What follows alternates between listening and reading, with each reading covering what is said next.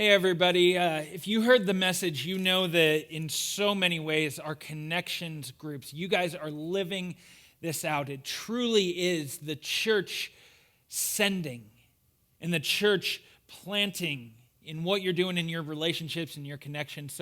So many people at our church family have opportunity to be engaged in living this message out because of what you guys are doing. So thank you for your faithfulness and your investment in doing that.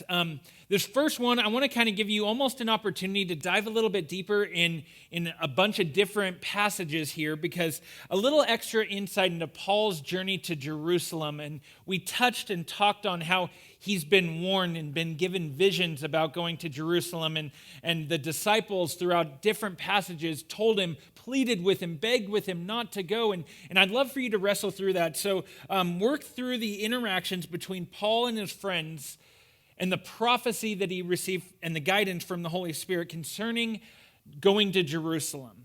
Okay, you're going to find that how he was compelled by the Spirit. You're going to find that in chapter 19, verse 21, chapter 19, verse 21, and also chapter 20, verse 22. And then you're going to see how he was warned about going to Jerusalem in chapter 21, verse 4, and then chapter 21, verses 10 through 12. And then he states in chapter 21, verse 13, that he is ready for whatever comes. So the disciples would have seen, those around him would have seen these warnings about imprisonment and affliction as a reason not to go. Paul didn't see it that way. I'd love for you to just kind of go through those passages and see what you can pull out of there. Secondly, what's the soundtrack that's setting the theme for your life? And maybe what should it be? What music, what news, what conversations, influences are you putting into your life that when you're pressured, that's what's coming out? Are they influences, music, news, the way it should be? Or should you be filling your life with a different soundtrack? So let me get back to that question. What's the soundtrack playing over your life right now?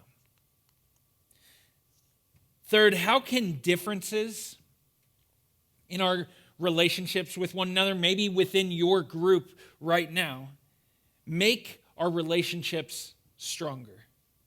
If we only surround ourselves with people like us, we won't change.